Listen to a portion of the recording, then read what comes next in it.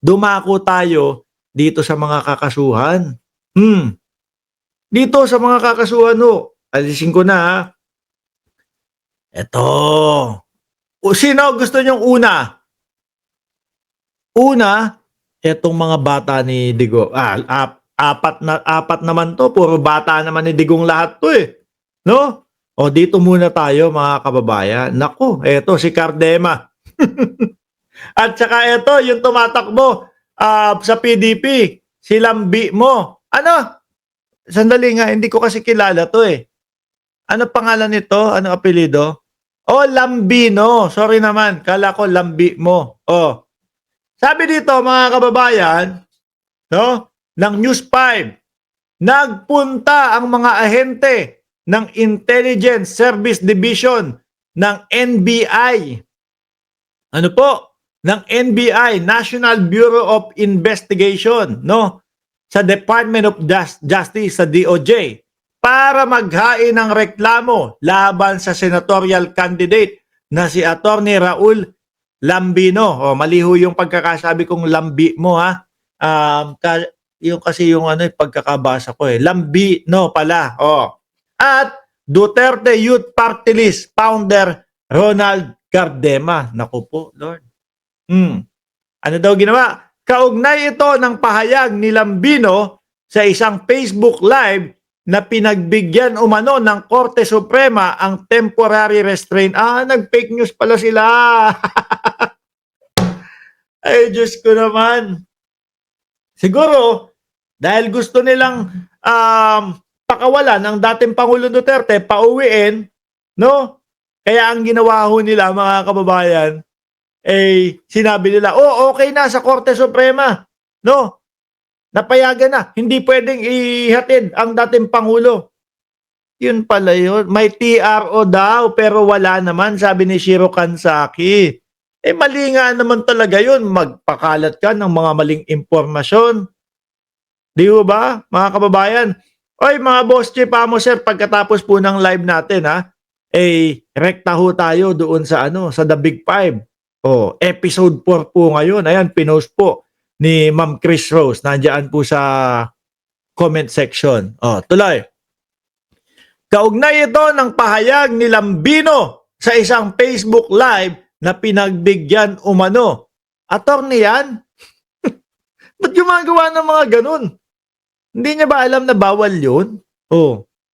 Bukod sa bawal, masama. Di ba, Ma'am Ophel Christianbo at Anabelye? Pinagbigyan umano ng Korte Suprema ang temporary restraining order laban sa pag-aresto kay dating Pangulong Rodrigo Duterte. Raul Lambino mentioned that the Supreme Court has already issued a temporary restraining order. So they so these words kasi, no?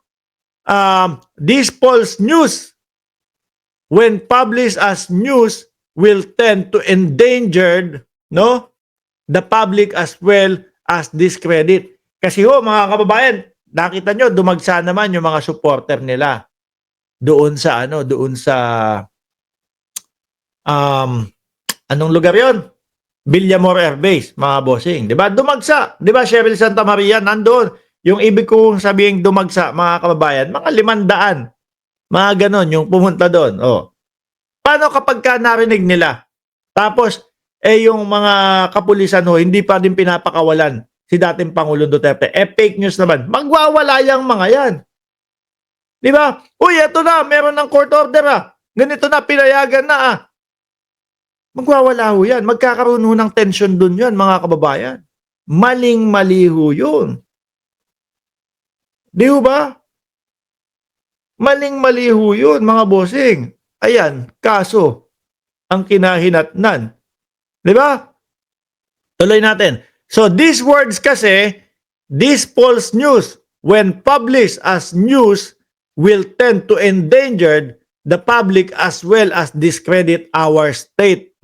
Mr. Cardema naman was interviewed, which also at this time naman, it was not published by Facebook page of Cardema. but it was published by other Facebook page. O si Cardema din. Iyakan kayong dalawa niyan.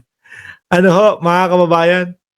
Iyakan. Ito si Cardema, medyo siga-siga din ho ito, mga bossing eh. No? Naalala ko, dumating ito doon sa hearing na idinaos ho sa Congress. May ginawa din ho itong meron siyang pinalakpakan niya yung kapatid din niya, no? Na pinagtatanggol ang dating Pangulong Duterte. 'Di ba? Tumawag ka ng sabi ni Ma'am Delia Nacion, tumawa ka ng tumawa habang wala pa yung eleksyon dahil tiyak maglupasay ka. Tapos, sino po ba? Si Manang Aimee. Si Manang Aimee, kala ko ako eh. Oh, nag-live kasi iyan. Oh, yun. Mali. Wag tayong maggagaganon. Kasi gagawa nga ng tension yan, gagawa ng galit sa kapwa natin Pilipino. Ano mangyayari? Mag-aaway-away. Oh. Kaya ngayon, sasabihin nyo, naku, balat sibuyas naman kayo. Hindi. Mali talaga yung ginawa ninyo. No? At dapat lang na kakasuhan ba para maghain ng reklamo laban sa senatorial candidate na si attorney pa naman. 'Di ba?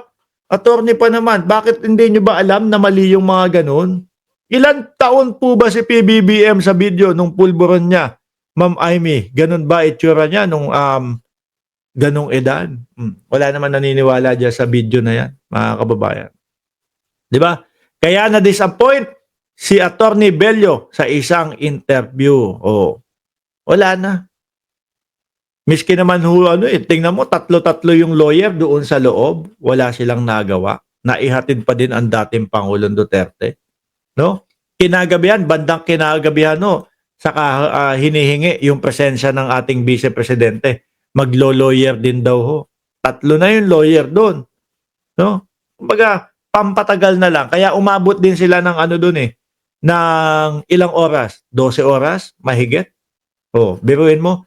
Sa kasaysayan ng Pilipinas, yan ang pinakamahaba na pag-aresto sa isang Pilipino. At yung mga DDS o yung mga kasulid, nagrereklamo pa po.